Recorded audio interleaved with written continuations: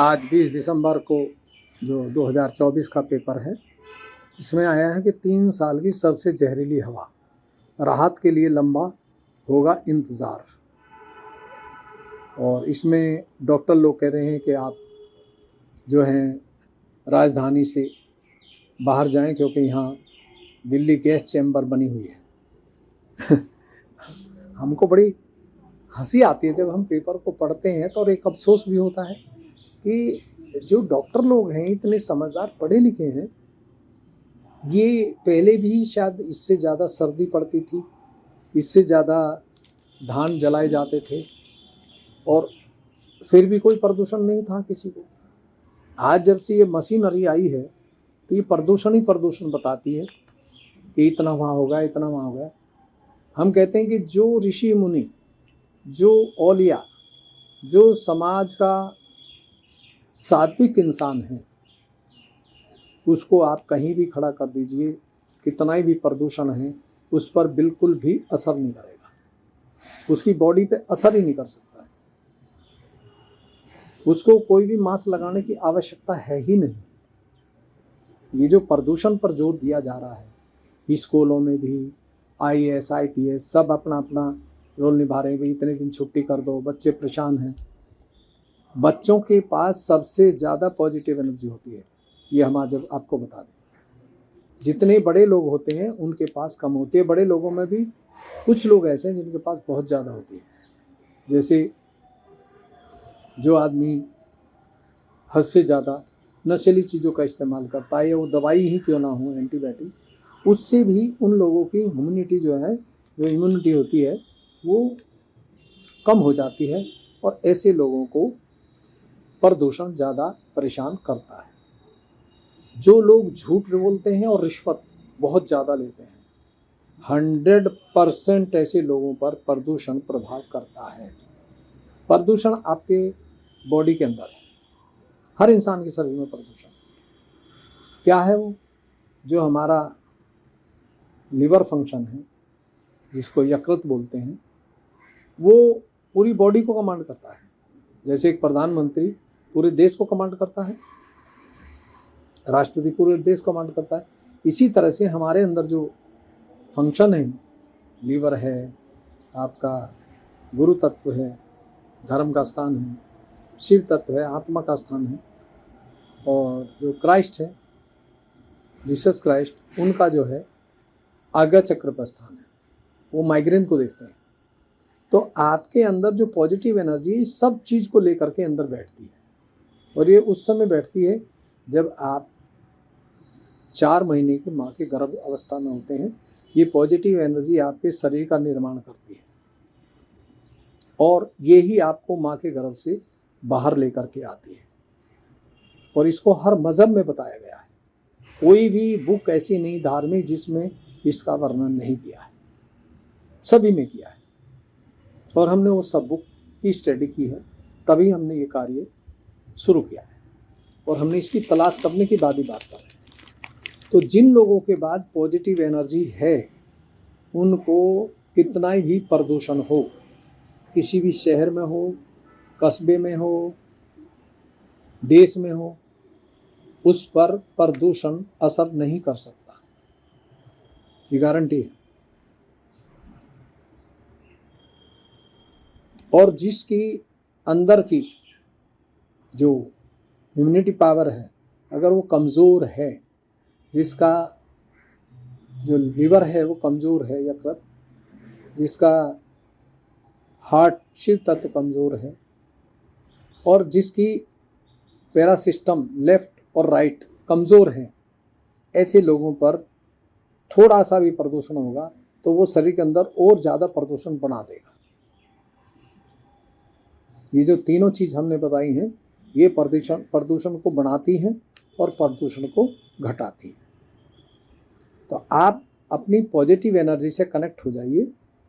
मैं गवर्नमेंट से, भारत सरकार से भी निवेदन करता हूँ कि वो अब स्कूलों में, कॉलेजों में, हॉस्पिटल में पॉजिटिव एनर्जी का आदमी रखें, जो मैक्सिमम लोगों को एक टाइम पर, ज़्यादा से ज़्यादा लोगों को उस पॉजिटिव एनर्जी से कनेक्ट करता है।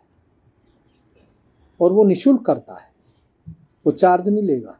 जो चार्ज लेते हैं वो कभी भी इस पॉजिटिव एनर्जी से जोड़ नहीं सकते किसी को भी, क्योंकि पॉजिटिव एनर्जी पैसे को समझती नहीं है, वो प्रेम को समझती है, ऑनेस्टी को समझती है, और जो गलत चीज़ें हैं उनको भी परखती है। तो हमारा जो शरीर है ये इतना बड़ा सुंदर इंस्ट्रूमेंट है, भगवान ने इतना अच्छा बनाया इसको कि हम इसको इस्तेमाल ही नहीं करते। हम दवाइयों पे निर्भर रहते हैं, पैसे पे सबसे ज़्यादा निर्भर रहते हैं, चालाकी में सबसे ज़्यादा निर्भर रहते हैं।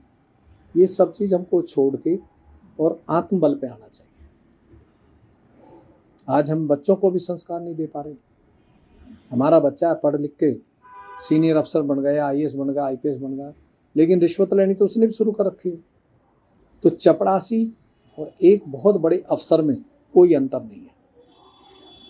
अगर एक आदमी बेलदारी करता है, झाड़ू पोछा काम करता है और वो ईमानदार है, ईमानदार का मतलब जो उसे कार्य दिया वो ईमानदारी से करता है और उसमें किसी तरह की हेरा फेरी या पैसा चार्ज नहीं करता, तो एक IAS IPS और जुडिशरी से भी टॉप क्लास का है। वो सबसे बड़ा एक इंसान है, सबसे बड़ा हितैषी है, और ऐसा इंसान सबसे ज़्यादा देश हित में कार्य करता है, क्योंकि जो अपनी ऑनेस्टी के साथ करते हैं वो देश के हित में करते हैं। ऐसे लोगों को कोई प्रदूषण का प्रभाव नहीं होता। अब ईमानदार में चरित्र भी आता है।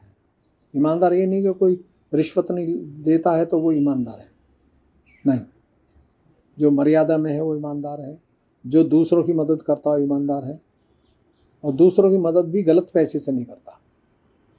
तो ऐसे इंसान को सात्विक बोलते हैं।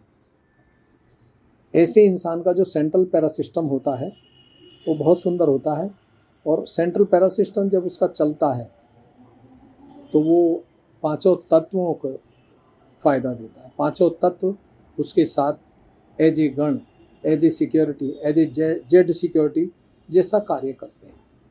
जहाँ वो जाते हैं वहाँ का वातावरण, वहाँ का एरिया शुद्ध हो जाता है।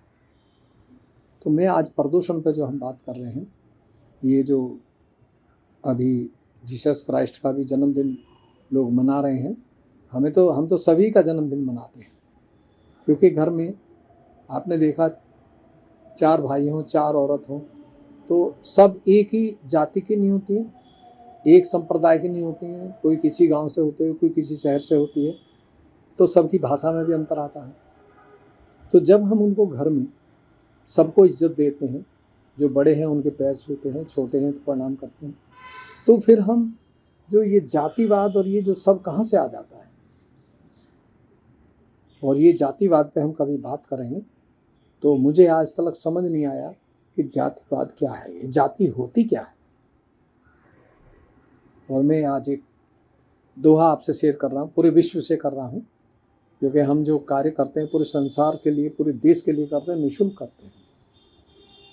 और इस श्लोक का जो जवाब देगा उसको हम वैसे तो इज्जत देंगे ही, मीडिया की तरफ से, हमारे सत्युग चैनल की तरफ से उसको सम्मानित किया जाएगा 11,000 रुपये के चेक से, और एक नारियल और शॉल से उसको पूरी दुनिया के सामने हम सम्मानित करेंगे।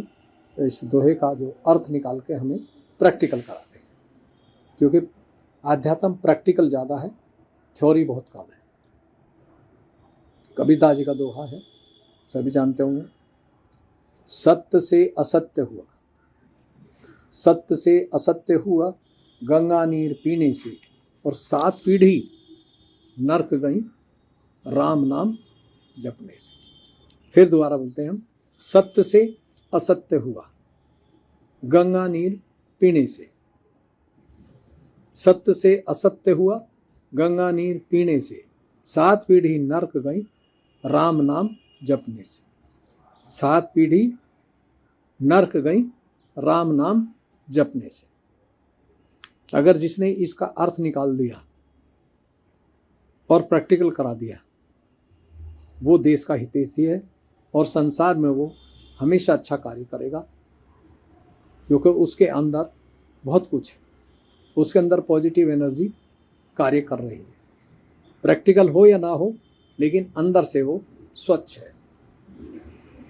तो आज इन्हीं शब्दों पर हम विराम दे रहे हैं आज अपनी वाणी को, कि आप प्रदूषण से बिल्कुल नहीं डरें, और जिनको प्रदूषण है वो सतयुग टीवी देखें, हमारे लिए ईमेल भेज सकते हैं और हम सतयुग टीवी के ज़रिए लाइव में उनके सवालों का जो भी भ्रम है उनका समाधान करेंगे और उनको प्रैक्टिकल करा के एक डॉक्टर गुरु रूप में तैयार करेंगे देश के लिए और संसार के लिए। तो मेरी भारत सरकार से भी विनती है कि अब इस प्रदूषण से घबराने की ज़रूरत नहीं है, और जो पत्रकार हैं उनसे भी मैं बात कर रहा हूँ कि ये प्रदूषण कुछ भी नहीं है। ये प्रदूषण हमारे अंदर वो जमा हुआ प्रदूषण है, वो बाहर आता है इस सर्दी के मौसम में, तो हम उसको प्रदूषण बोलते हैं। जबकि हम गलत कार्य करते हैं उसकी वजह से बनता है, झूठ बोलते हैं उसकी वजह से बनता है, गलत पैसा लेते हैं उसकी वजह से बनता है, जो कार्य हमारा संविधान के लिए करना है उसमें रुकावट डालते हैं उसकी वजह से बनता है। तो इसका एक कारण नहीं, बहुत सारे कारण हैं। आप अपने अंदर को ठीक कर लीजिए, प्रदूषण समाप्त हो जाएगा और आप पर असर नहीं करेगा। आप सभी को हमारा नमस्कार, बहुत बहुत धन्यवाद।